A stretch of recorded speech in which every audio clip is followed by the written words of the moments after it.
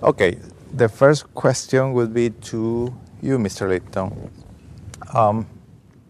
So with all this financial international turmoil lately, how is Peru perceived in the international capital markets these days?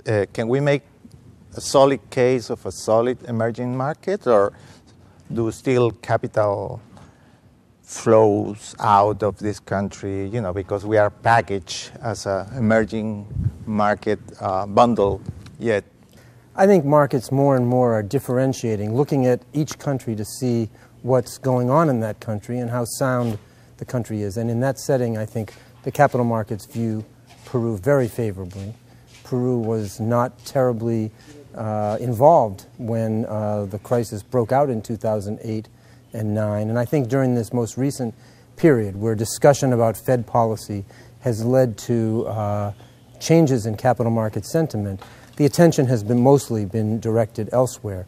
Of course, you never know what's going to happen in the future, and so it's very important that the government keep the country safe and sound, so that Peru will remain one of the favored countries by capital markets.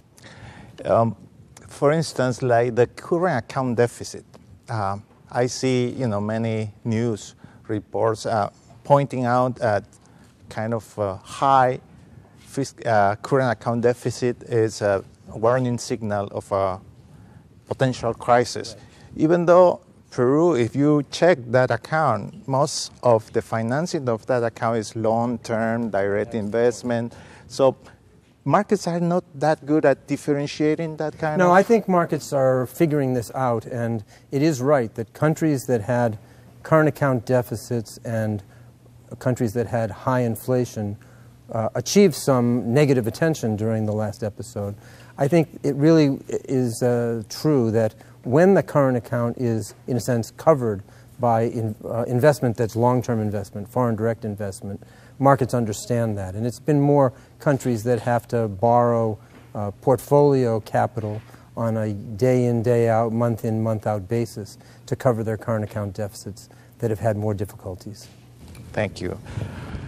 Mr. Roubini, yesterday there were news reports about Ben Bernanke saying that more could have been done in the last 4 or 5 years to prevent all these negative consequences of this big crisis. Do you agree with that view?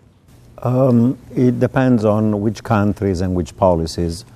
I would say that the monetary policy easing by the U.S. Was very aggressive.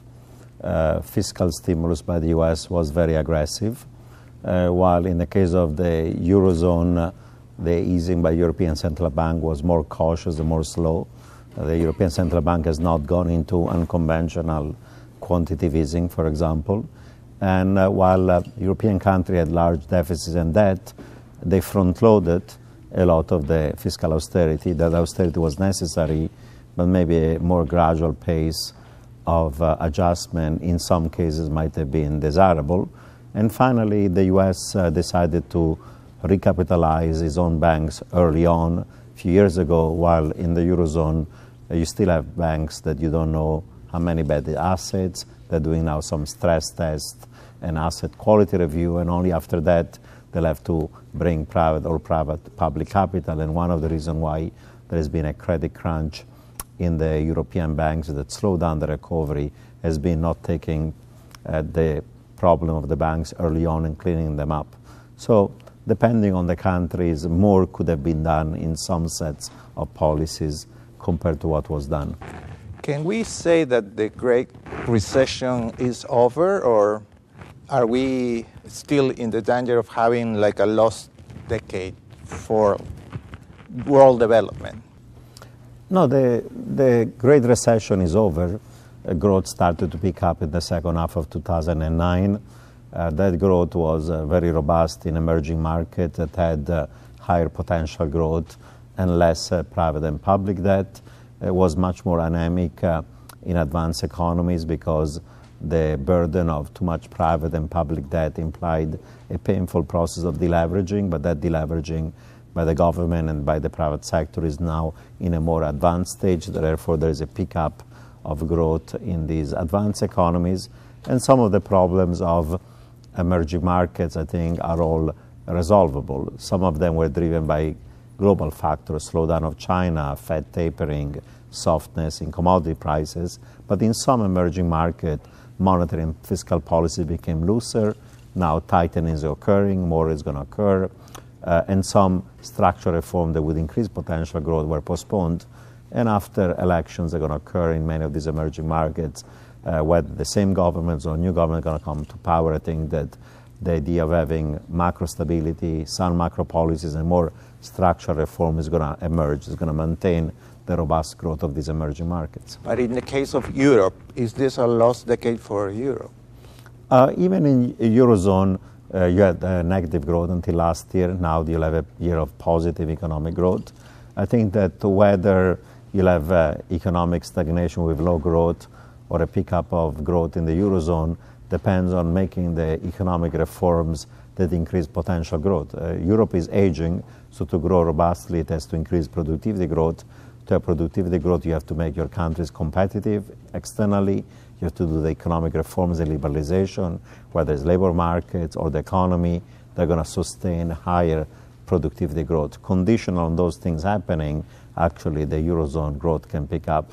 If those things are delayed or don't occur, then you could have a decade of mediocre economic growth in the Eurozone. Thank you. Now I have a question for both of you, for a message for the students. During the conference, both of you gave a lot of useful advice to students like pursuing economics and finance careers. So what would you advise to senior or freshman in studying economics and finance at the Universidad del Pacífico or other universities in Peru?